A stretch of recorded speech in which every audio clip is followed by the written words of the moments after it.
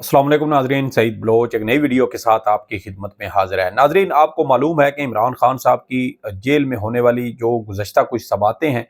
उनकी proper reporting नहीं हो सकी। ये रिपोर्टिंग क्यों नहीं हो सकी, इसकी तफसीलात आपके साथ शेयर करेंगे और कैसे और कौन सहाफ़ियों को मजबूर करता है कि वो बाहर आकर ना खबर रिपोर्ट करते हैं, ना किसी दूसरे सहाफ़ी के साथ कोई मालूमात शेयर करते हैं और ना ही वो खुद इस पर व्लॉग करते हैं और ना ही किसी दूसरे के व्लॉग में शामिल होकर ये तफसीलात बताते हैं। आज कुछ ऐसी तफसीलात पता चली हैं कि कैसे सहाफ़ियों को हरासा किया जा रहा है, उनको मजबूर किया जा रहा है। ये सारी तफसीलात आपके साथ इस वीडियो में शेयर करेंगे और साथ ही आपको बताएंगे कि इमरान खान की जानिब से आज क्या पैगाम दिया गया, क्या गुफ्तगू की गई, उसकी भी कुछ तफसीलात आपके साथ इस वीडियो में शेयर करते हुए आपको ये भी बताएंगे कि पाकिस्तान तहरीक इंसाफ के MNAs के साथ इस वक्त एक बार फिर शायद 27वीं आईनी तरमीम के लिए जो जुल्म जबर और फस्तायत हो रही है, वो रियासत के लिए वो एक शर्मनाक उसको इकदाम करार दिया जा सकता है। इससे पहले भी पाकिस्तान तहरीक इंसाफ के लोगों के खिलाफ जुल्म जबर किया गया, चादर और चार दीवारी का तकद्दुस पामाल किया गया, औरतों बच्चों को हरासा किया गया, उनके साथ ऐसा जुल्म किया गया जिसके बारे में अब तो यहाँ तक लोग कहते हैं कि ना सिर्फ फौजी आमरों के दौर में हुआ बल्कि शायद चंगेज़ खान और हलाकू खान के दौर में भी इस तरह जुल्म जो है वो नहीं किया गया, चादर और चार दीवारी का तकद्दुस पामाल नहीं किया गया। इसकी क्या तफसीलात हैं वो आपके साथ शेयर करेंगे और बज़ाहिर ऐसे लगता है कि एक बार फिर पाकिस्तान तहरीक इंसाफ और इस्टेब्लिशमेंट आमने सामने आ रहे हैं, माहौल सख्त होता जा रहा है और आने वाले दिनों में इस हवाले से मज़ीद टकराव और जो लड़ाई झगड़ा है उसके इम्कानात रोशन हो चुके हैं। कुछ जुल्म और जबर की ऐसी दास्तानें हैं कि इनको सुनकर इंसान कानों को हाथ लगाने पर मजबूर हो जाता है। क्या तफसीलात हैं वो भी सारी आपके साथ शेयर करते हैं, लेकिन पहले आगाज़ करते हैं कि इमरान खान साहब की जो गुज़श्ता चंद एक समातें हो रही हैं वो रिपोर्ट क्यों नहीं होती। सहाफ़ी भी अंदर जाते हैं, केस भी कवर करते हैं, इमरान खान के साथ गुफ्तगू भी करते हैं, लेकिन मीडिया के ऊपर आकर वो चीज़ रिपोर्ट नहीं होती। क्या आपने जो आज की समात थी उस पर क्या आपको कुछ नज़र आया? क्या मीडिया के ऊपर कोई इमरान खान की खबर चलती हुई नज़र आई? क्या अडियाला जेल के हवाले से कुछ तफसीलात शेयर की गई? ये सब कुछ जो है वो रिपोर्ट क्यों नहीं हो रहा? कौन से ऐसे अनासिर हैं जो ये सब कुछ रिपोर्ट करने से रोक रहे हैं? मेरी आज अडियाला जेल कवर करने वाले चंद सहाफ़ियों से गुफ्तगू हुई, उनसे मैंने तफसीलात जानने की कोशिश की तो वो मुझे बहुत ज़्यादा खौफज़दा नज़र आए, बहुत ज़्यादा घबराए हुए। जब उनसे ये पूछा गया कि हमें कुछ तफसीलात शेयर करें कि अगर आप खुद नहीं कर सकते, खुद व्लॉग नहीं कर सकते, ट्वीट नहीं कर सकते, किसी और के साथ कोई इन्फॉर्मेशन शेयर नहीं कर सकते, तो कम अज़ कम ज़बानी हमें कुछ बताएं ताकि हम उस हवाले से हम कोशिश करें कि हम अगर उनको रिपोर्ट कर सके। तो हमें वो साफ़ी हज़रात बड़े खौफज़दा नज़र आए, बड़े परेशान नज़र आए और उनकी जानब से हैरानी का इज़हार किया गया कि ये कैसे मुमकिन है कि ये तफसीलात जो हैं वो शेयर की जा सकती हैं। फिर कुछ सहाफ़ी ऐसे भी हैं, 2-3 सहाफ़ी ऐसे भी थे जिन्होंने यहाँ तक हिम्मत करके ज़रूर बताया कि उनको कॉल्स आती हैं, उनके दफ़ातर से उनको रोका जाता है, उनको मना किया जाता है कि इमरान खान की कोई इन्फॉर्मेशन किसी दूसरे सहाफ़ी के साथ भी शेयर नहीं करनी। एक तो ये होता है ना कि आप खुद कोई कर लें या खुद नहीं कर सकते तो किसी दूसरे को दे दें कि चलें जी वो इसके ऊपर कोई ट्वीट कर दे, कोई व्लॉग कर दे या कोई और आर्टिकल इसके ऊपर लिख दे या कोई खबर बना के इसको किसी वेबसाइट के ऊपर चढ़ा दे। इससे भी मना किया गया है और बाकायदा कॉल्स आती हैं, दफातर से कॉल्स आती हैं, वहाँ से अगर चीज़ें कंट्रोल ना हो, सहाफ़ी जो है वो इदारे की बात ना मान रहा हो या इदारे को ये डर खतरा हो कि सहाफ़ी ये खबर कहीं और आगे दे सकता है, तो फिर कुछ दीगर ज़राए से कॉल्स आती हैं और फिर वहाँ से सहाफ़ियों को डराया धमकाया जाता है और उनको मजबूर किया जाता है, जिसकी वजह से इमरान खान की खबरें ना तो मीडिया पर चल रही हैं। एक तो मीडिया ने मुकम्मल ब्लैकआउट कर दिया, फिर कुछ सहाफ़ी हज़रात बाहर आकर उस पर व्लॉग किया करते थे, अब उनको व्लॉग करने से भी यानी मुकम्मल ब्लैकआउट, बिल्कुल ऐसे ब्लैंक, वो जो होता है ना ऊपर काली चादर डाल देना हर चीज़ के ऊपर, वो वाली सूरत हाल इस वक्त बन चुकी है। और इससे पहले भी जैसे कि आपको पता है 31 मई 2023 से इमरान खान का नाम, तस्वीर और उनकी वीडियो टीवी चैनल्स पर चलने पर पाबंदी है और उसके बाद से मुख्तलिफ ज़राए से ये चीज़ें दीगर हम सारी चला रहे थे। इमरान खान के लिए की बजाय बानी PTI का लफ्ज़ इस्तेमाल किया जाता था, लेकिन अब आहिस्ता आहिस्ता वो सारी चीज़ें मीडिया से हट चुकी हैं और अब सहाफ़ियों को यहाँ तक कहा जाता है कि आप ना कोई ट्वीट करेंगे, ना कोई व्लॉग करेंगे और ना ही ये इन्फॉर्मेशन किसी दीगर صحافیوں کے ساتھ آپ شیئر کریں گے؟ میں نے آج کوشش کی کہ میں ان صحافیوں سے ذرا تفصیل پوچھ کر کچھ شیئر کر سکوں آپ کے ساتھ، لیکن صرف اتنی انہوں نے مجھے، جتنے بھی لوگوں سے بات ہوئی تقریباً سبھی کی ایک سٹوری تھی، اور سبھی کا یہ کہنا تھا کہ ہم مجبور ہیں، نہیں بول سکتے، ولاگ نہیں کر سکتے، اور انفارمیشن جتنی زیادہ خریدنے کی کوشش کی گئی، کہا گیا کہ عمران خان نے تو آج کوئی زیادہ گفتگو ہی نہیں کی، عمران خان تو آج کوئی زیادہ بولا ہی نہیں ہے، نہ کوئی انفارمیشن ہے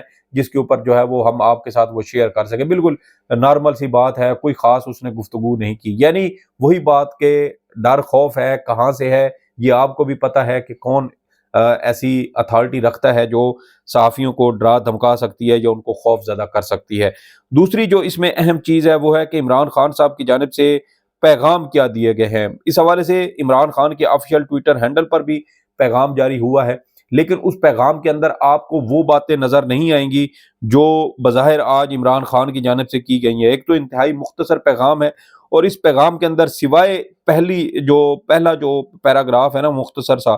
اس کے اوپر جو اگر دیکھا جائے، بلکہ 2 پیراگراف اگر کر لیں وہ میں آپ کو بتا دیتا ہوں۔ عمران خان کہتے ہیں کہ میں واضح الفاظ میں کہنا چاہتا ہوں کہ جس نے بھی 26ویں آئینی ترمیم کے حق میں ووٹ دیا ہے اس نے آئین پاکستان کی بنیادوں کو ہلا کر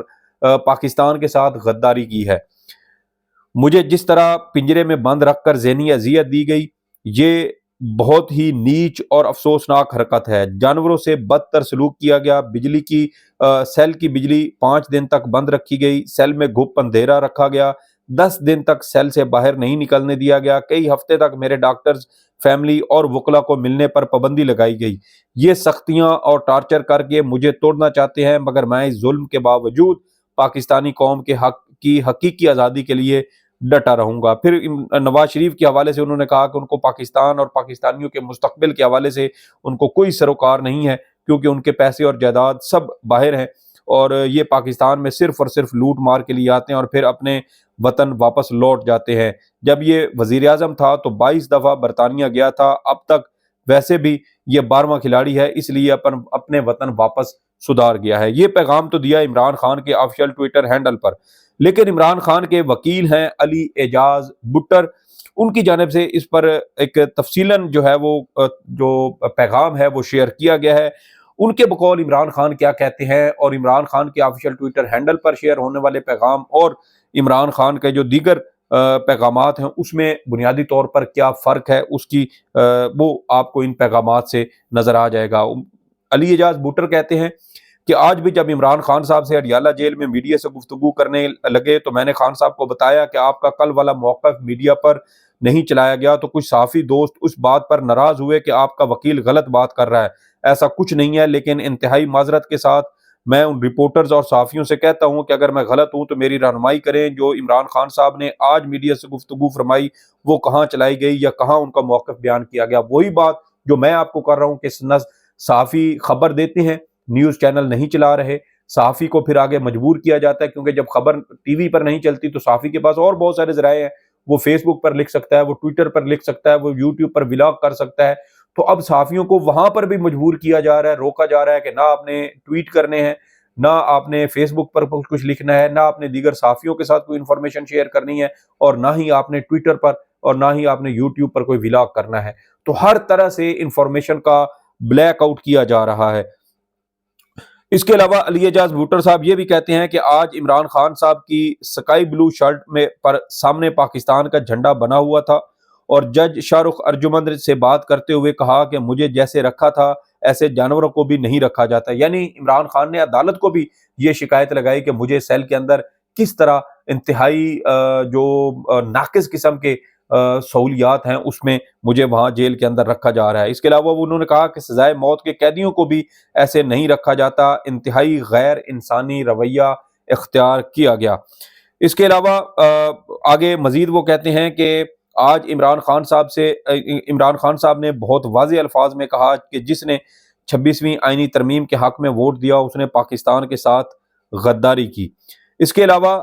علی اعجاز بٹر آگے مزید لکھتے ہیں کہ آج عمران خان صاحب نے انتظار پنجوتھا کے اغوا پر شدید تشویش کا اظہار کیا کہ اس ملک کو آئین اور قانون کے بغیر چلایا جا رہا ہے۔ میرے فوکل پرسن کے اغوا کو 21 دن ہو گئے ہیں، اس کا کیا قصور ہے اور عدالتیں کیوں خاموش ہیں؟ عمران خان صاحب نے انتظار پنجوتھا کی جبری گمشدگی کو ان کی ذات سے مخاصمت کا شاخسانہ قرار دیا۔ اب یہ دیکھیں کہ وکیل جن کا ایک اپنا جو کلیگ ہے وہ 21 روز سے لاپتہ ہے، وکیل اس پر خاموش ہیں، سپریم کورٹ بار اس پر خاموش ہے، پاکستان بار کونسل اس پر خاموش ہے، اس کے علاوہ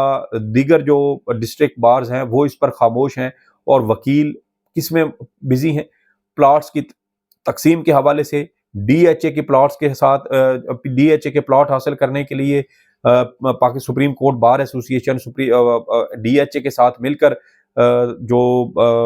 آگے سوسائٹیوں کی ڈیولپمنٹ ہے اس کے معاہدے کر رہی ہے، اور اس کی وجہ سے وکیل بک گئے ہیں، اور وکیل پلاٹس کے لیے اپنے نظریات کو بیچنے پر مجبور ہو چکے ہیں، اور پلاٹس جو ہیں وہ اس وقت پاکستان کی سالمیت، پاکستان کی جو ہے وہ سلامتی، اور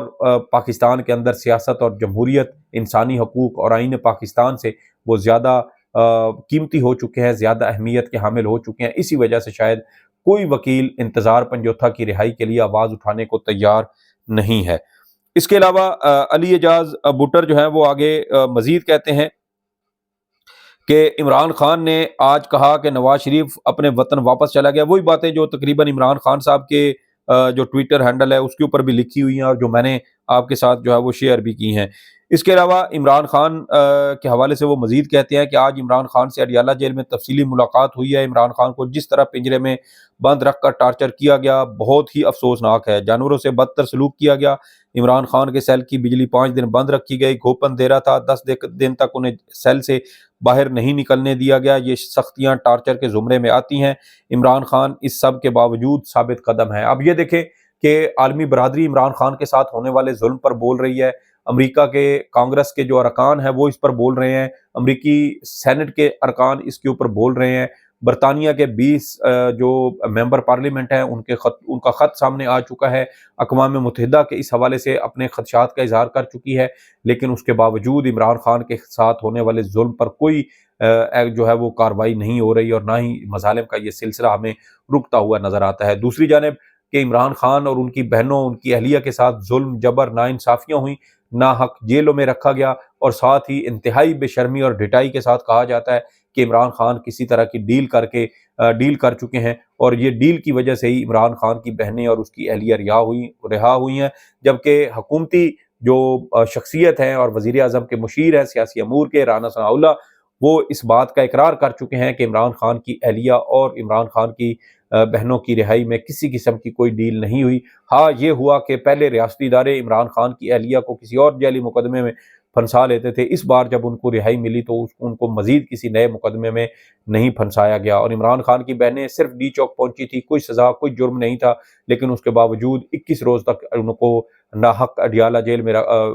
جہلم کی جیل میں ان کو قید رکھا گیا۔ تو حکومت ایک طرف سے الزام بھی لگاتی ہے، خواجہ آصف ڈیل کے الزامات لگاتے ہیں، دوسری جانب ان کی اپنی حکومت کے لوگ آ کر انہی کے الزامات کی تردید کرتے ہیں، اور کہتے ہیں کہ کسی قسم کی کوئی ڈیل نہیں ہوئی، اور یہ وقت ثابت کرے گا کہ کوئی ڈیل نہیں ہوئی۔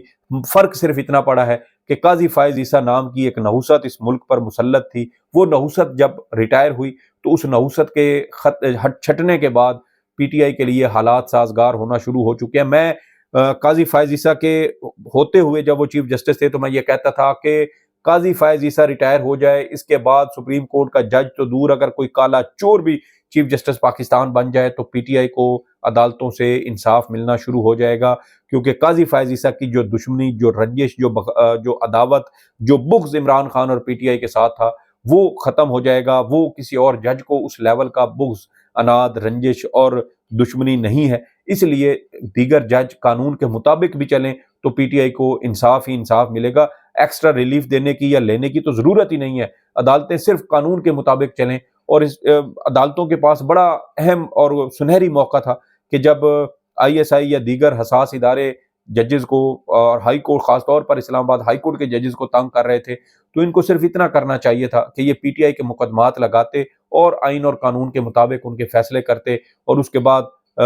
جو اسٹیبلشمنٹ اور حساس اداروں کے خلاف کی مداخلت پر یہ ان سے بدلہ بھی ہو جاتا، اور اس طرح پاکستان تحریک انصاف کو انصاف بھی مل جاتا۔ لیکن شاید ججز اتنی جرت کرنے کی بھی پوزیشن میں نہیں ہیں کہ وہ پی ٹی آئی کے مقدمات مقرر کریں اور پھر ان کو انصاف، قانون کے مطابق انصاف فراہم کریں، کوئی ایکسٹرا فیور نہ دیں، لیکن جو آئین اور قانون کے مطابق ہے اس کے مطابق بھی اگر آپ چلیں تو پاکستان تحریک انصاف کو عدالتوں سے بہت جلد انصاف ملنے کی توقع ہے، لیکن شاید ججز اتنا کرنے کے لیے بھی ان کے پاس یا تو اجازت نہیں ہے، یا وہ خوف زدہ ہیں، یا کمپرومائز، تو میں نہیں کہتا کہ وہ کمپرومائز ہے، لیکن ان کا کنڈکٹ مشکوک ضرور ہو جاتا ہے کہ آپ کے پاس اسٹیبلشمنٹ سے بدلہ لینے کا یہ سنہری موقع تھا کہ آپ پی ٹی آئی کے مقدمات سن کر قانون کے مطابق ان کے فیصلے شروع کر دیتے، تو آپ کا جو اسٹیبلشمنٹ سے بدلہ لینے کی جو ایک تھا وہ بھی پوری ہو جاتی، چاہت بھی پوری ہو جاتی، اور جو مظلوم تھے ان کو انصاف بھی مل جاتا۔ بہرحال دیکھنا یہ ہے کہ یہ جج صاحبان کب جب رب کے حضور پیش ہوں گے تو وہاں پر